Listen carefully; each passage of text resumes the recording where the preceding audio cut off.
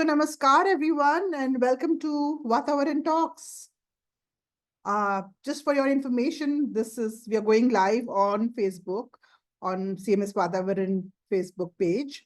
And this will be recorded and it will be shared later on multiple platforms, including in Spotify and Nature for All IUCN websites. So let's start today by greeting all on Earth Day. Earth Day is not just a day or an occasion, but a movement to renew our solidarity, our commitment to the only home we have, which is planet Earth, right? So I'm glad on this occasion, we are organizing this discussion on regenerating Earth, grassroots stewards for planetary well-being in Global South. Meeting a workshop. Um,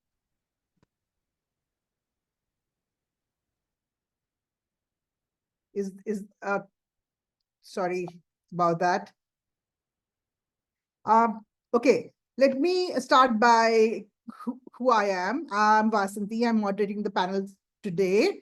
I'm founder and the current DG of the Center for Media Studies, a research organization in India that is also the founder of CMS VATAVARAN, Asia's largest green film festival and forum. I'm also the steering committee member and regional vice chair for South and Southeast Asia for IUCN Commission on Education and Communication.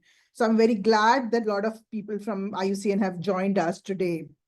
Let me take a moment to, to explain who's organizing this discussion. The first, I think most of you got an email from CMS VATAVARAN. CMS VATAVARAN is an effort to spread environmental consciousness and nurturing stewards and leaders for planetary well-being. And for those who want to know what planetary well-being is, it refers to the interconnected health of humans and the environment, promoting ecological balance, socioeconomic stability, and social equity for all. The second person second organization that is a part of the organizing team is IUCN CEC. CEC, I think most of you now know, is a commission of the IUCN, which specializes on education and communication. It's a network of fabulous communicators and educators for conservation. So anybody who's interested and passionate about conservation and wants to communicate and educate anything about it can join this network, and as the link is given here. So coming back to the topic today, and let me take a minute to talk about the number of questions and registrations that we have got. And I got a lot of questions on the topic because it does sound very high flown. And what is regeneration? Somebody asked about why are you focusing on Global South? So first of all, let me thank those people who have joined in today and also for all the questions that you have sent in.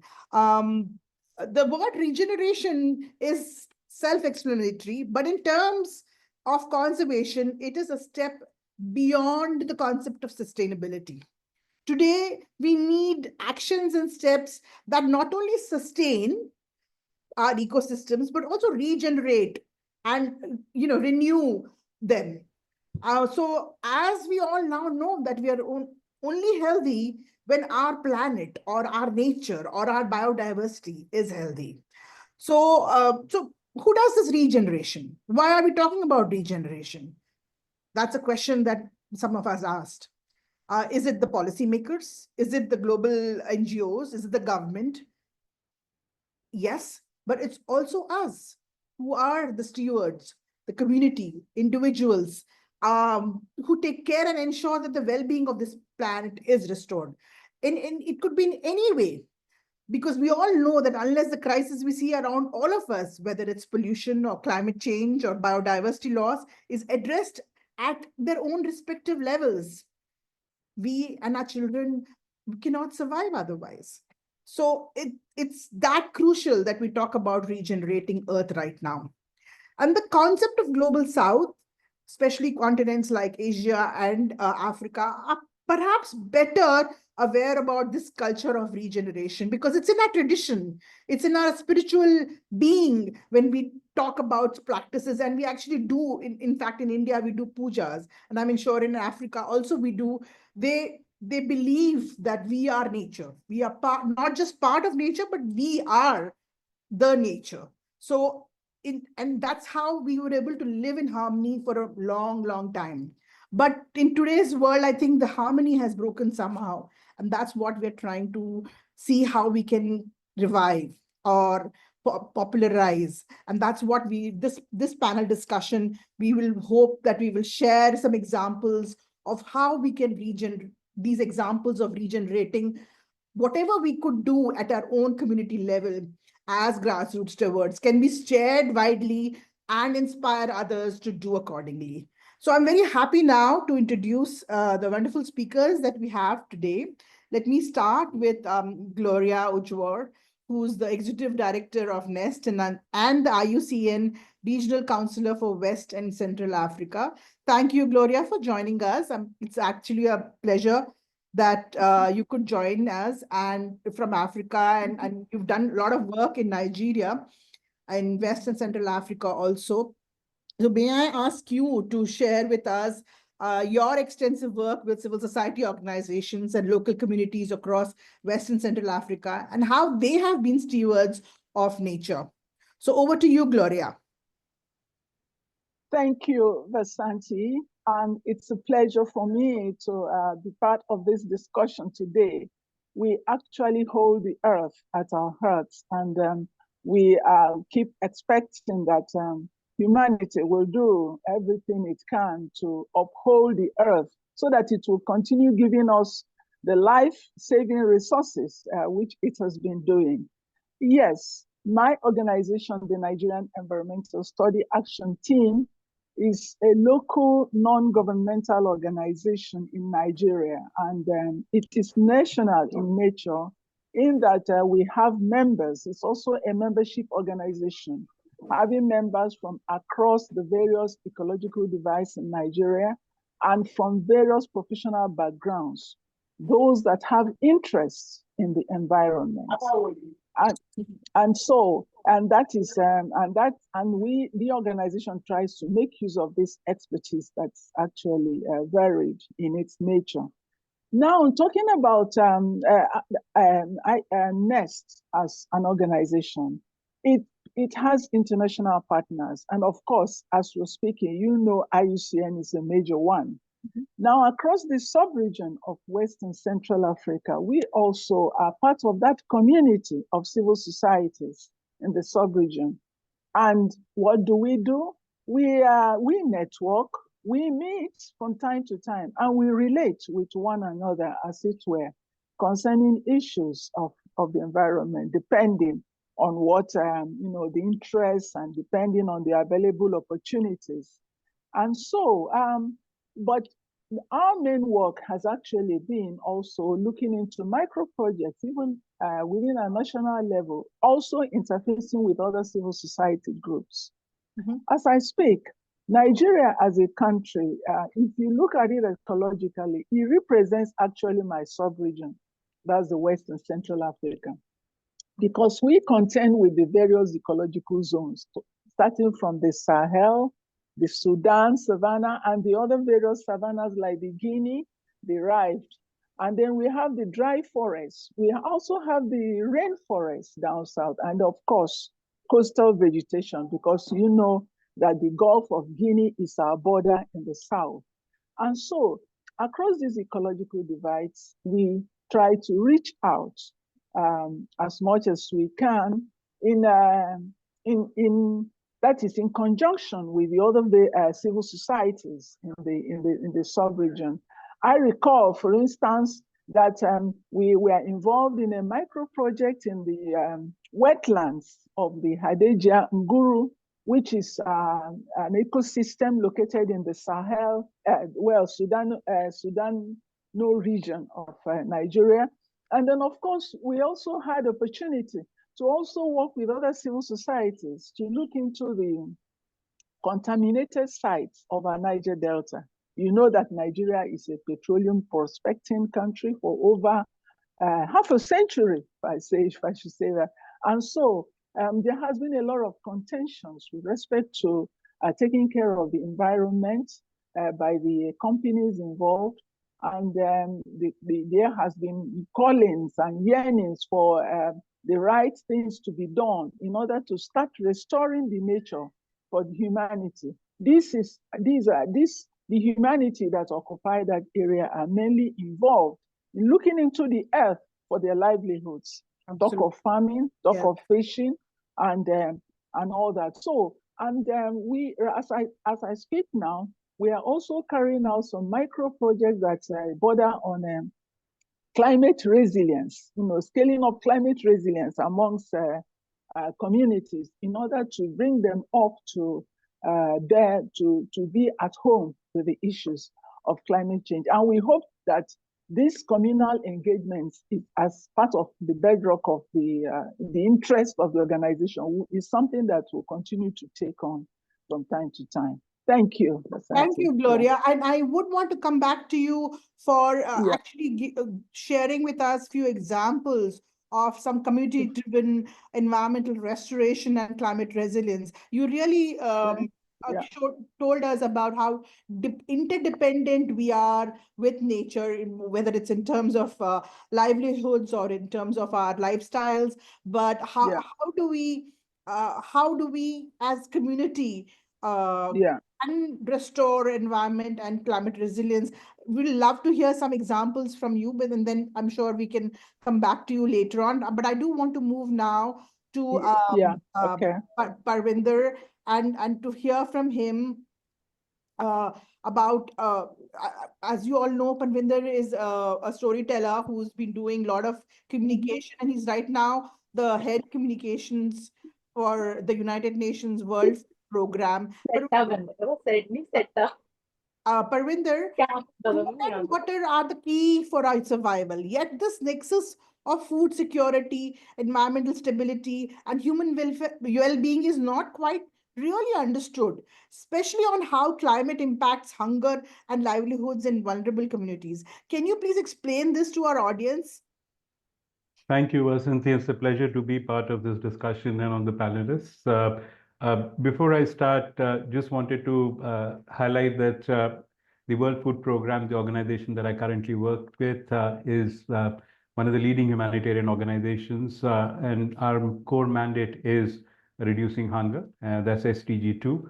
And in 2020, WFP was awarded the Nobel Peace Prize. And that has a direct linkage with what we're discussing today. A food agency getting Nobel Peace Prize for is a very interesting way to explain that food is pathway to conflict and also pathway out of conflicts and pathway to peace. And with that, without sounding alarmist, before I come to the direct question that you asked, Vasanti, there are around 343 million people who are facing hunger today and spread across 74 countries. And though when we talk about these numbers, you must remember hunger is not food insecurity, which is also an issue. Hunger is actual physical pain of not getting enough food on a daily basis and not knowing where the meal comes from.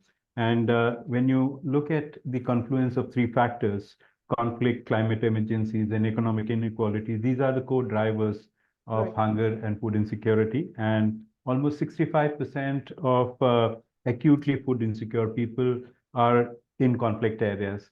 And when you look at environment and climate change to it, about 1.7 billion people have been affected by extreme climate in the past decade or so.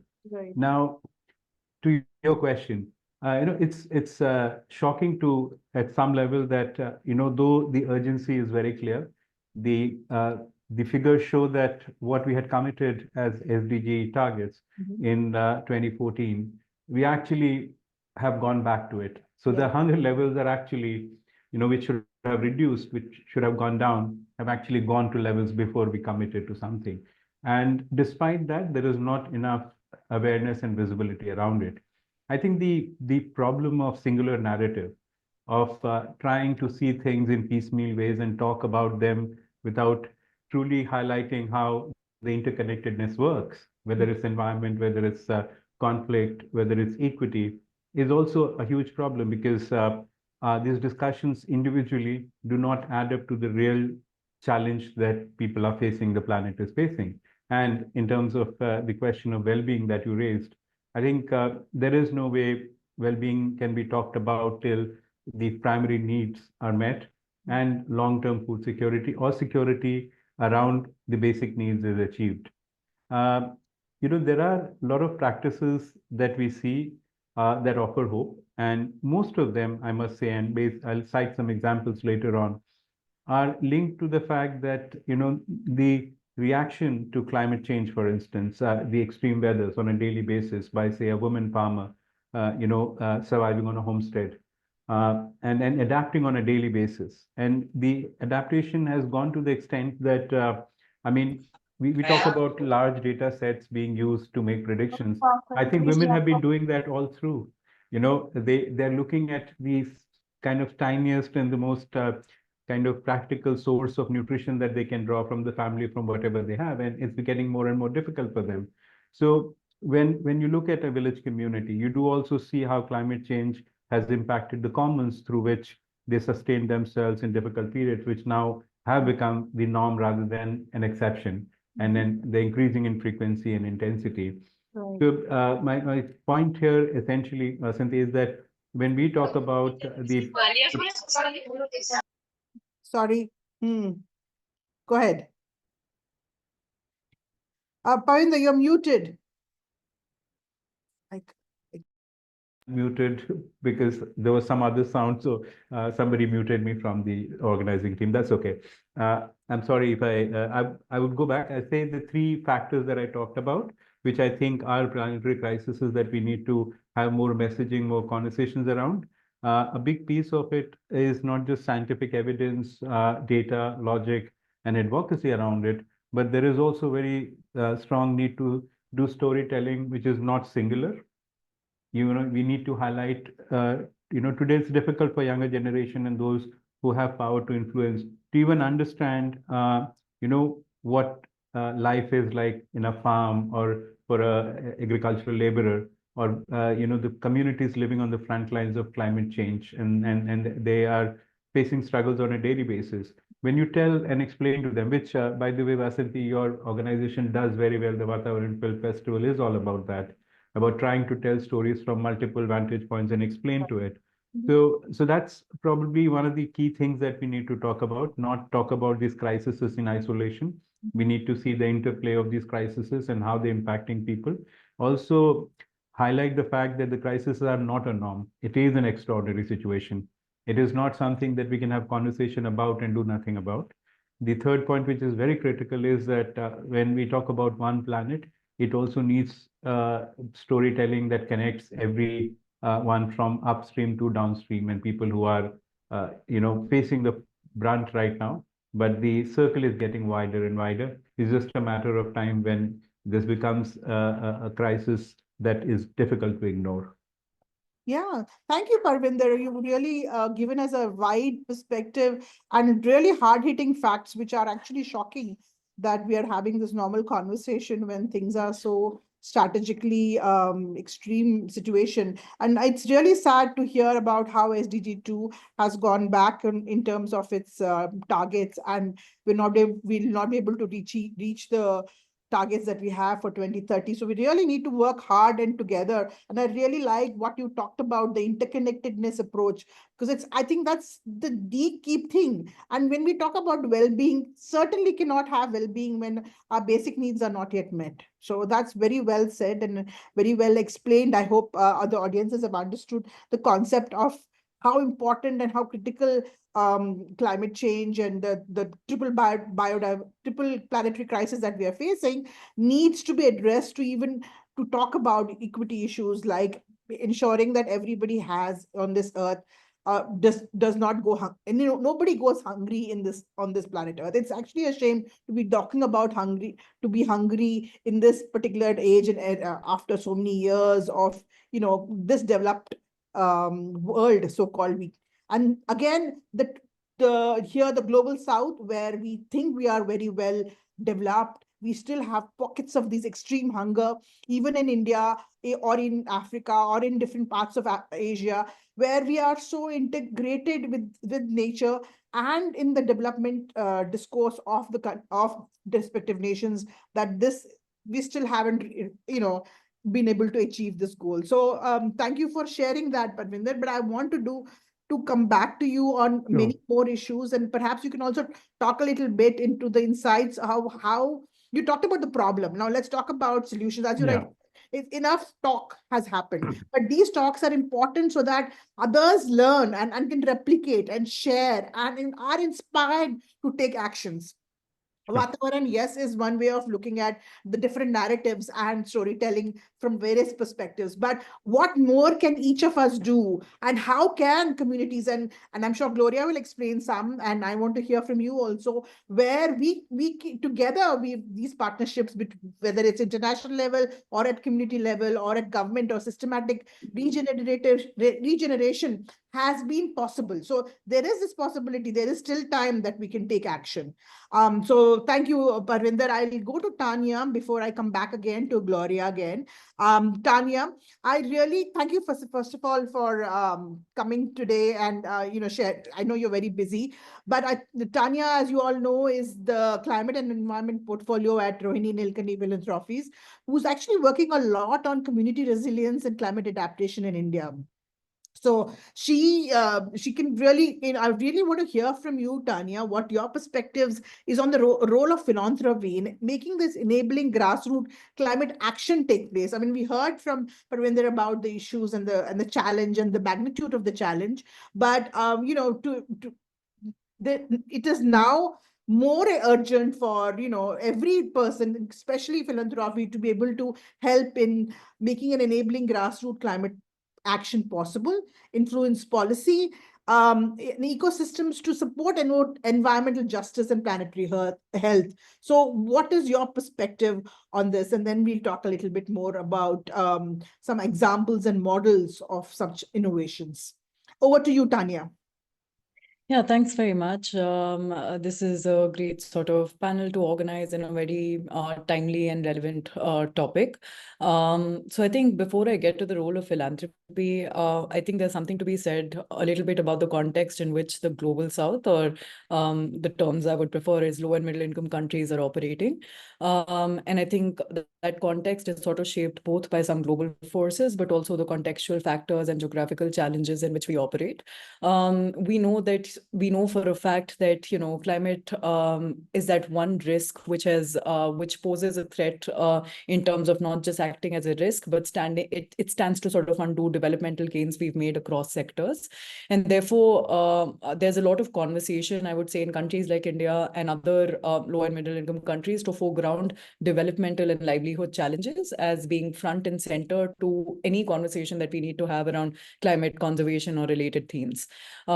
And that is an unprecedented challenge in and of itself, because there is no country in the world which has had to do this in the past, where they've had to decarbonize, they've had to sort of coexist with nature, as well as sort of think about economic growth and livelihood challenges all at the same time.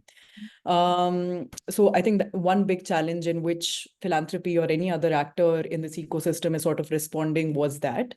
And now I think there are added complexities, right? So year on year, we see at multilateral forums like COP and so many others, where $100 billion in finance was sort of agreed upon to be transferred from global north to the global south, which was then increased to $300 million. And we see that promise has not been met year on year, which is where I think India repeatedly sort of harped on the question of adaptation finance, but also common but differentiated responsibilities to kind of look at this shared framework for coexistence in the future. And I think there's something to be said about that, because now there are added complexities of entire governments sort of receding from their pledges, and just a common sort of political backlash against climate as an agenda world over. So I think, what does that mean for philanthropy in particular? It means that there is an opportunity, right? So we keep talking about philanthropic capital being nimble, flexible, and really helping de-risking many other sorts of capital. And I think this is really an opportunity for both philanthropies in the global north, but also in the low and middle income countries, to step up and rise to the challenge and do it in a way which is bold, but also at the same time is mindful of some of these interconnections and systems level changes. So I think at Rohini Nilekani Philanthropies, our focus has been quite a lot in terms of responding to some of these global challenges, but also local challenges, because we believe that any kind of social change is a interconnection or an orchestration between Samaj, Sarkar, and Bazaar, markets, government, and the civil society. We believe that the governments and markets derive their power from the civil society. And therefore, the focus of our foundation to a great extent has been, whether it's on conservation and biodiversity or it's on climate adaptation and resilience, it has been to look at not just the change that we want to see in the systems, particularly the dramatic and fundamental changes in production, consumption, distribution, and basically everything across the value chain that climate change is demanding of us. But it's equally to support the conditions for that change to take place. That is a very different question from what change should look like, because it's not just then about singularly sort of reducing greenhouse gas emissions. It's a lot about supporting the change makers to do the work that they're already leading and to do it to the best of their potential. It's about sort of creating that infrastructure on which a lot of this change making can happen. Now, whether that takes the form of, strengthening networks of such change makers or organizations to sort of come together, or whether it's, building the inherent capacity of the system to do that through a technical lens, through a organization building lens, through a convening lens. We try to use multiple sort of ways to make this fabric stronger and more resilient. And I think in India's context in particular, we've been able to do this through the work of, we often say this, we're as strong as our partners. I'm happy to sort of also share a few examples of what might have worked across these two areas. But I would say that I think philanthropy, and particularly philanthropies in the global south, have a very critical challenge at hand right now. It is an opportunity for sure to sort of step up, but it is equally about sort of balancing some of the other promises which have created this space or white space to sort of experiment, innovate, and not just be tied to single narrow lenses of looking at project outcomes. I think when climate change is that interconnected and system-wide and non-linear, it presents an opportunity to also respond to it in a way that is as integrated and cohesive, and not just be bothered about single project outcomes as much as to be bothered about where is the system as a whole moving. Fabulous. Tanya, thank you so much. I really want to listen to some of your examples that you talked about, maybe from your partners. I mean, you've really given us not only the context of where the funding and the lack of commitments from both governments and the global north and the global south, but also the role of philanthropy now, which is in not just in experimentation perhaps, but also sharing widely in the convenings that you're supporting, and the innovations that you are now, which are emerging. And I think this particular concept of non-project results-based support that philanthropies are now investing on, like the Rohini Nilekani Foundation, is something that is unprecedented, at least in this sector yet. And I'm happy that you are doing that. And again, I want to come back to this really beautiful concept of how you work together with markets, government, and civil society, and how each of these have a very distinct role. But finally and eventually, the civil society or the community on ground is the one who actually does the work and has shown that they can take action when they decide. And movements have started only when they've taken things into hand, whether it's the beach cleaning or pollution control, or whether restoring forests or actually restoring livelihoods. And I'm again, Gloria, I want to come back to you and ask you that can you share a few examples of these community-driven environmental restoration and climate resilience actions on ground, which we can learn from or inspire from, so that we can also do some activities like this. So over to you, Gloria. Thank you, Vasanti.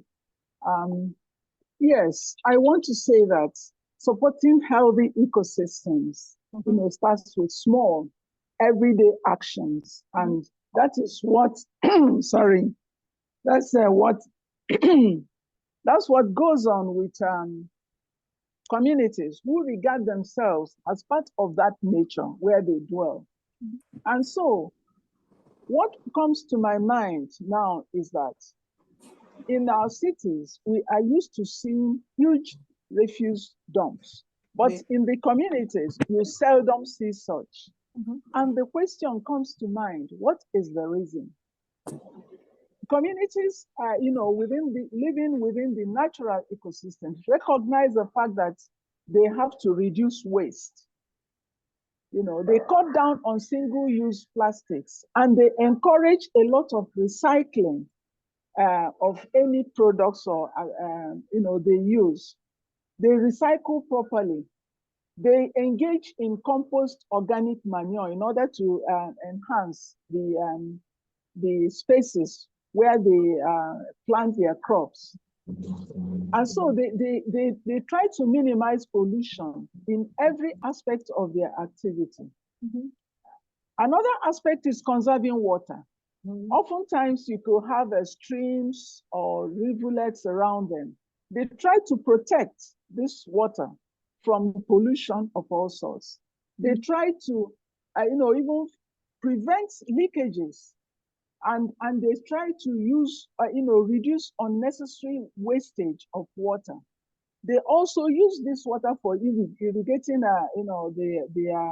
their farmlands, and supporting other sustainable activities that may need water consumption. Another issue is that within the community, they also support sustainable use of sustainable products. By this, I mean they choose eco-friendly, products that are responsibly sourced, such as organic food. They depend on organic food as much as possible. They do not believe in processed food that will be imported to them from outside their neighborhood. And they sustainably harvest wood. Within the local communities, they use quite a reasonable amount of wood, but they try to ensure that in cutting trees, they are planting. There's this slogan of cut one, plant one. It dwells with them because they understand that it is very important that this vegetation, is there to protect them. They normally use biodegradable packaging. They don't use plastics to wrap their foods, as you often see in our cities and towns. They believe they use the natural leaves to cook their food, package their food, and ensure that whatever they use, they give back to nature, because they know that if it is recycled, nature will also give them a good product. They also recognize the fact that it is important to reduce carbon footprint. And they trek, they walk to places, they often, or they bike. They also use public transportation, which is very minimal, because they understand that the more they have vehicles in settlement, the more greenhouse gases will be emitted into the atmosphere. So they try to minimize the use of energy, even at home, in order to conserve energy and then in order to lower greenhouse gas emissions. They believe in planting native vegetation. They plant indigenous species. They grow local plants. They don't believe in the exotic species that will be imported to them, because they also understand that these exotics may not fit well into the nature around them. So they plant species that support the biodiversity in order to encourage, pollinators like bees and butterflies that are native in the community. And you know what the value chain can be when you have big keeping within a well-conserved forests and so on. They avoid the use of harmful chemicals in their farming methods. They don't believe in the inorganic fertilizer. So they try to, they try to use a biodegradable waste even from their kitchens and what have you in order to enrich the soil. They also believe that they have to use locally made products like locally made soap, Yes. locally made pomade, for their bodies and all that, because they believe these are healthier for them than the imported ones. And all these locally made materials help to prevent contamination of the soil and the water around them. They also, engage in volunteering and advocating, doing communal activities like some conservation efforts, such as tree planting and cleanup initiatives. They engage in all that in order to preserve their ecosystem and support policies that protect nature. And in so doing, they also educate themselves, and try to raise awareness about the environment around them. Then talking about climate resilience, the restoration of forests, wetlands, and mangroves. Like I said earlier, that these are the ecosystems that act as natural buffers against extreme weather events. They also engage in restoring them through either tree planting of degraded forests, and then, of course, carrying out activities that will rejuvenate and maintain the ecosystem, so to speak. So even small changes, through these local initiatives have been seen to be making a lot of difference in preserving the planet Earth. Thank you.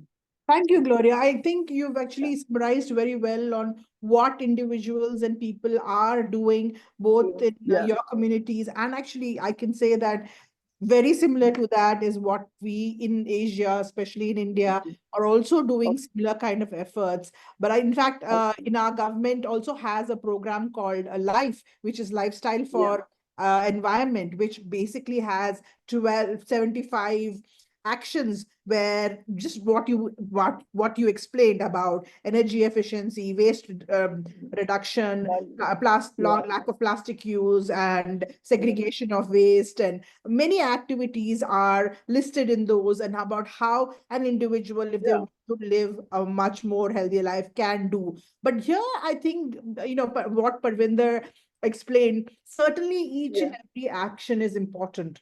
But as Parvinder has alluded to and talked about the magnitude of the concerns and the issues that our planet is facing, whether it's with the SDGs or with the well-being of the planet, I think we need to do much, much more to at a scale which not only restores the ecosystem, but make sure that there's a well-being of all the living beings in that particular community or ecosystem. So, and that's where we need to be a little more strategic in terms both of our funding and, collaborations and building ecosystems that are required for revival of that, which both Tanya and Parvinder alluded to. So let me go back to now Parvinder and talk a little bit about Parvinder. Even though, I mean, as Gloria mentioned, and we all know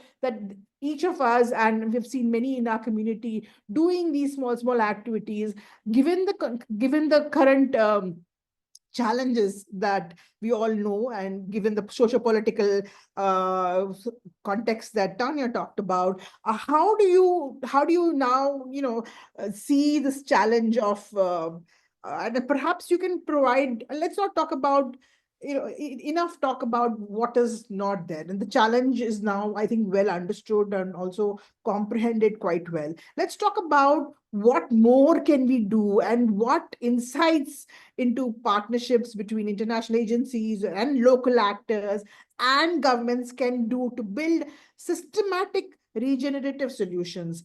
Do you have some examples that you can share with us, Parvinder? Sure, absolutely. And it's very exciting listening to the conversation previous speaker, because the question of equity when it comes to how the planetary crisis, especially the climate or weather extremes, impact different communities. The marginalized communities obviously face the brunt of it, and within that, women. And we should always talk about the impact that's happening on women.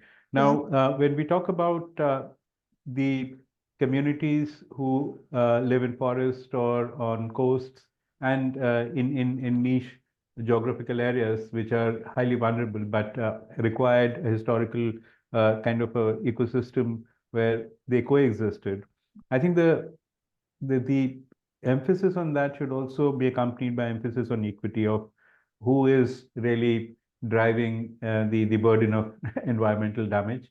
And it's not about finger pointing, but it's about being aware of how unequal the situation is. Absolutely. And coming to the solutions, I think it's very important to celebrate or highlight models that showcase exactly, I mean, as Tanya pointed out, there's a convergence that you see in some of these examples. So I will take a couple of concrete examples and, some global examples because they're also almost poetic when you think of it. So first point that I want to make is that there was a lot of discussion on food systems, by United Nations, led by the Rome-based agencies, IFAD, FAO, and WFP. And the reason why there was a focus on food systems approach is because if you look at the entire supply chain of food system, that's one of the biggest kind of drivers of climate change. And that's also the most fundamental kind of framework around which, from farm to fork, you can actually trace down the whole crisis of climate and also food insecurity and everything. So there is a need for food systems transformation. There was a dialogue at a global level that happened.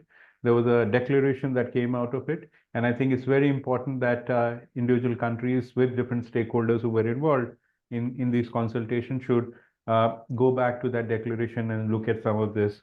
So essentially, as examples, I will take two examples. One is from Odisha.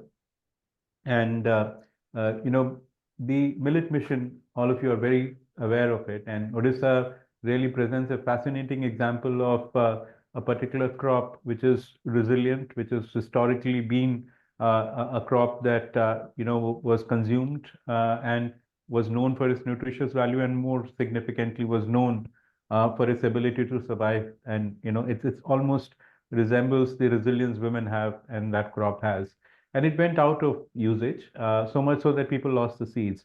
With the Odisha Millet Mission, we partner with the state government there and with the mission itself.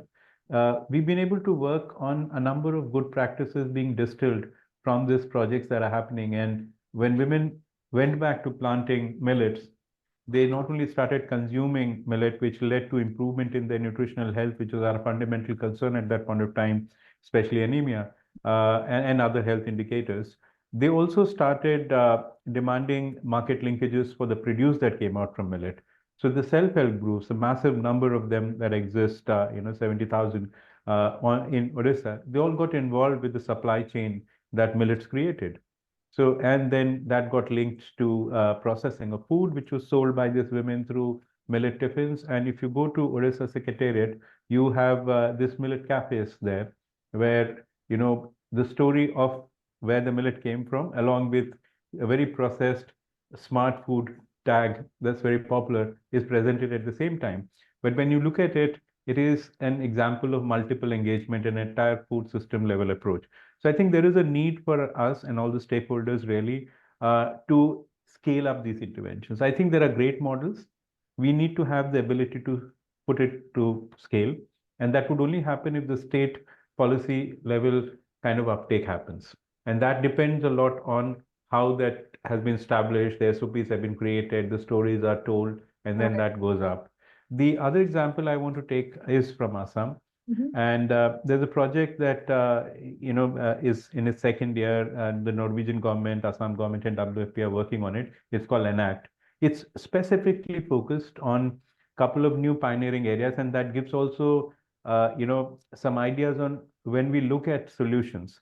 We should be able to look at solutions from the ground lens.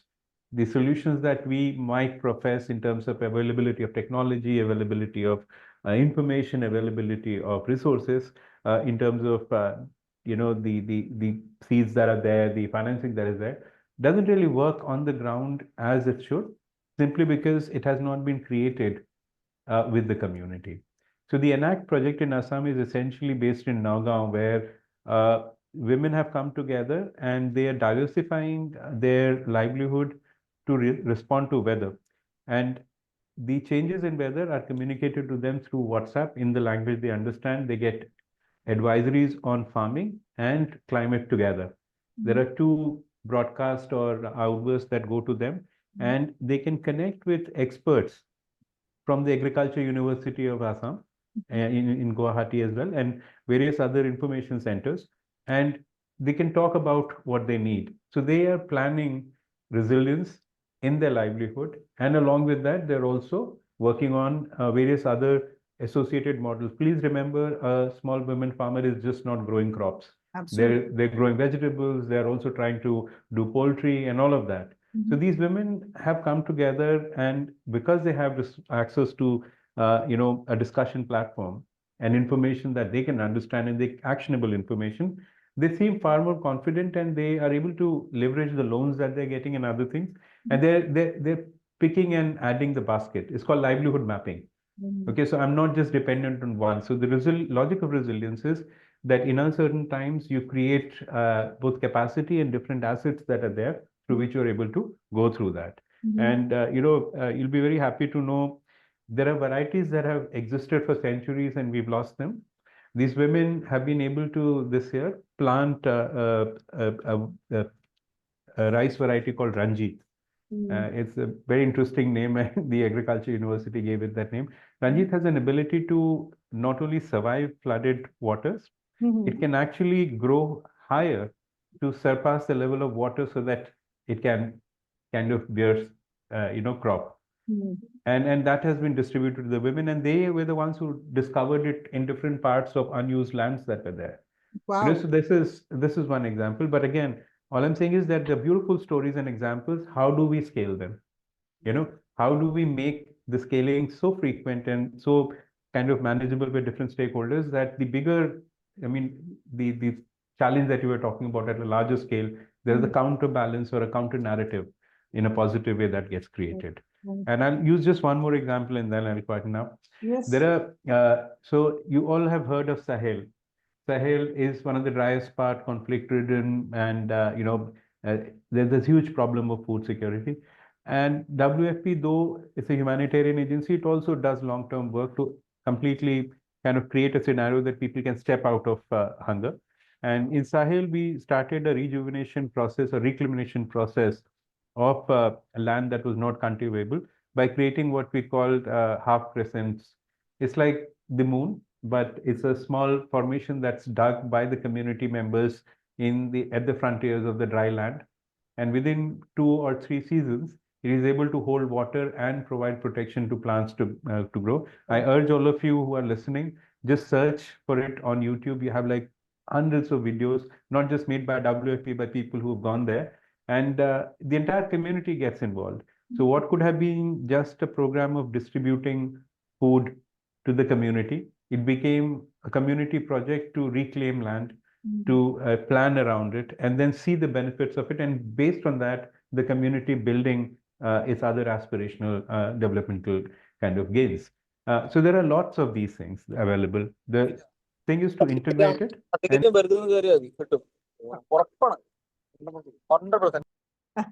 Sorry, Parvinder, we've got you muted again.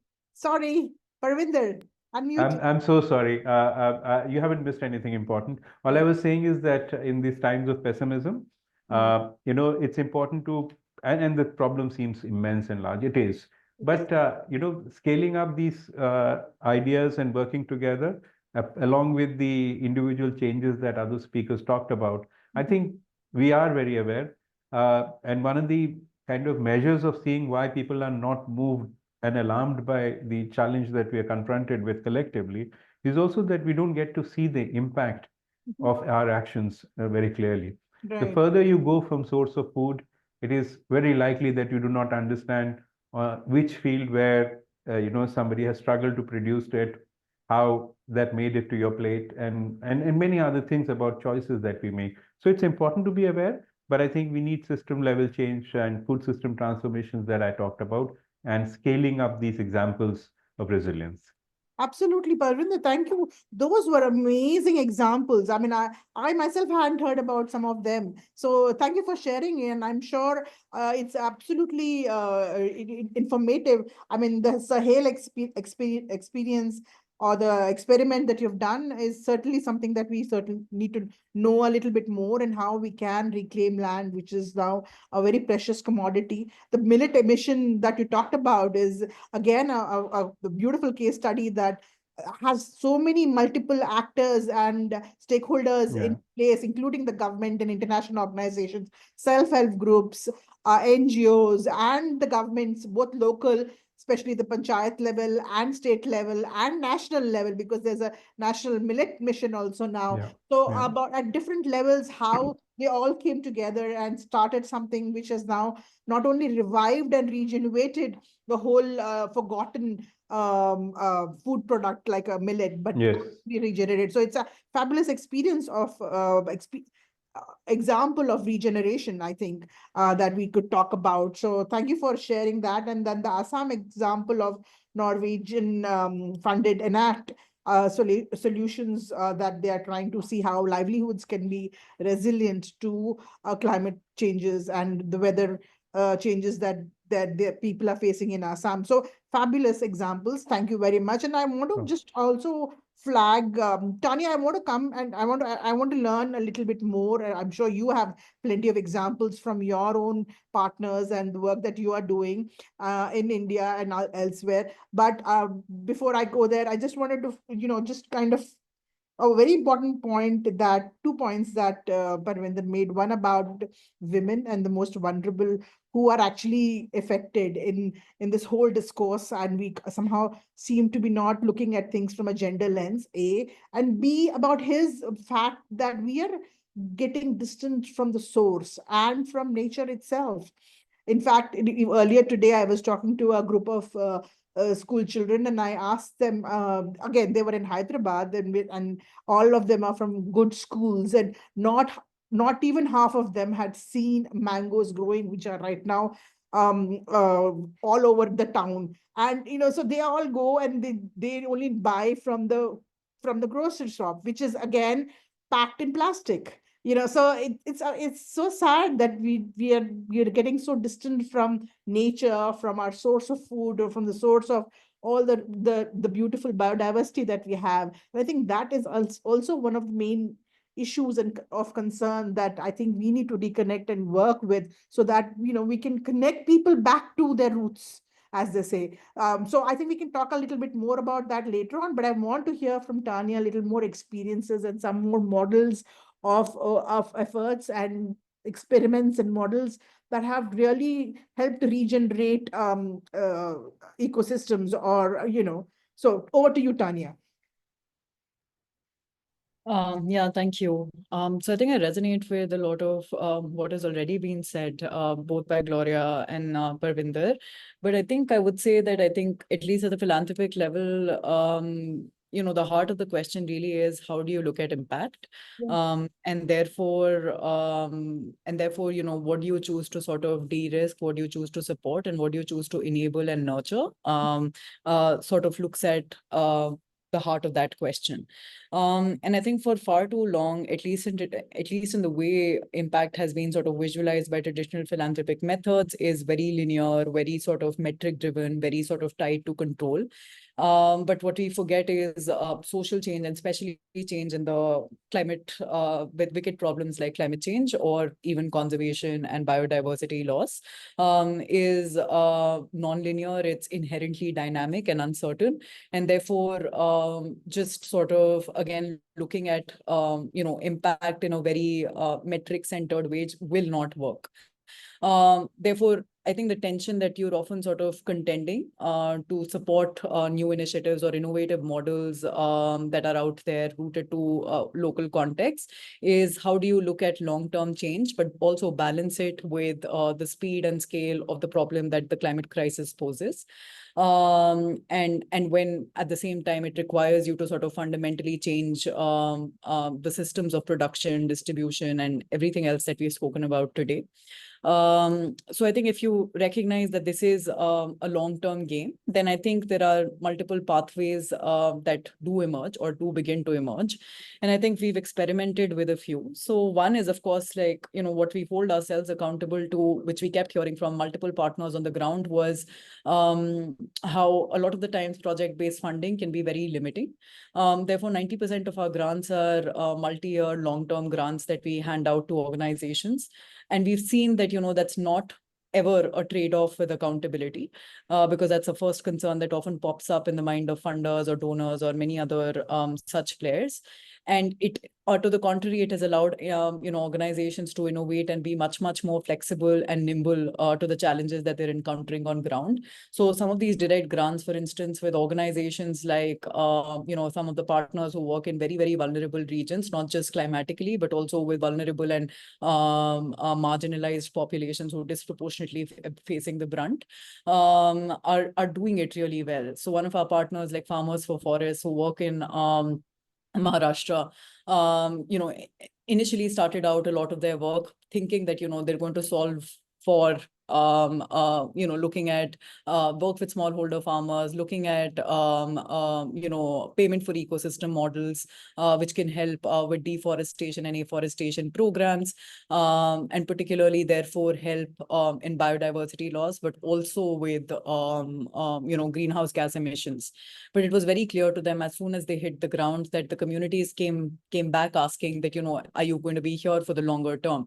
Are you going to be sticking with us for the number of other challenges that we see? So I think one of the big learnings from their programs that we also had was communities don't look at their challenges in a one-off singular way, in a way that, what is the donor interested in or what is the partner organization interested in? It's often the precondition for affecting any of these changes is trust. And to build that trust with communities on the ground requires you to sort of be adaptable and nimble enough to make that pivot and see where is your comparative advantage and how can you initiate partnerships and collaborations with others on the ground. Right. This for us as funders means that we need to be as flexible with our capital if we want our partners to be as flexible to respond to the need. And therefore, with Farmers for Forests, what we saw was that I think philanthropic capital can really help take some of these risks, which may be public capital or private finance in the way that it sort of functions cannot do, because it comes with a lot of restrictions and constraints of its own. And this is where we found sort of value in philanthropic capital being catalytic and taking some of those risks so that these organizations could then pivot to wider programs and respond to communities on the ground. The second pathway, I believe, is because I think, proximate change makers who are constantly working on the ground with communities are often sort of, burdened with a lot of overwhelming needs on the ground, but also the time and bandwidth constraints that they often operate with. I always say that, philanthropy has a privilege to maybe look at some of these dots at a systems level, which a lot of the proximate change makers may not be able to do because of all these needs that they're meeting on the ground. And therefore, how do we use that systems level perspective to enable change really matters. So a lot of our job through funding, through storytelling, through so many other channels that we deploy is really around making the invisible visible, and what we make visible matters. So the tools that we use for it matter quite a bit as well. Therefore, I think supporting networks to sort of help connect these dots matters quite a bit. One example of that is that, for instance, in the restoration, for those of us who are aware and familiar with the restoration work that's sort of been going on in different patches and works in India. We know that there are sort of restoration is very hyperlocal, very sort of region dependent. What may come from one region may not apply to another region. We know that there was also a frenzy around just talking about restoration in terms of let's plant trees, whether it was by the governments or whether it was by some other players. But we realized that, what that led to was monoplantations, and that just doesn't work. Sometimes the land as an ecosystem may not need need some of those kind of interventions. So I think at that point in time, we recognized that there was a clear gap, not just at the level of knowledge, but also at the level of stakeholders being able to sort of speak to each other, which is when, supporting networks for public good or for the ecosystem at large really, really helps. We supported the creation of something called the Ecological Restoration Alliance for India. While it initially started off as something that, wanted to bridge some of these silos and get the fragmented landscape to speak to each other for restoration, it was very, I think right from the initial stages, it was also very clear that because there was, that ability to co-own the system between so many stakeholders was so strong that, the efforts to kind of exchange lessons or initiate cross-learning platforms across different regions, use similar principles, share the network of expertise of different restoration ecologists became really, really important in this network as well. And then, different pathways to affect policy, research, and so many other things sort of emerged from there. And the third and the final pathway, I would say that we've experimented with a lot more, which sort of speaks to something I highlighted earlier, which is what does it take to support conditions for change? A lot of the times we want to look at reductions in greenhouse gas emissions, or we want to look at, biodiversity loss being reduced. But what it takes to do that is, organizations are actually working with them to make them future ready, to make them resilient enough, or to make them or to support them in a way that sort of speaks to their needs at hand. Nobody wants to invest in that because that's invisible, that's not glamorous, that's not attributing credit to your organization. And so I think what we found value in quite a bit actually is just investing in organizational development and capacity building needs of these organizations, which may not lead to immediate results, but are important for that long-term, for the kind of long-term outcomes that you want to see in the system.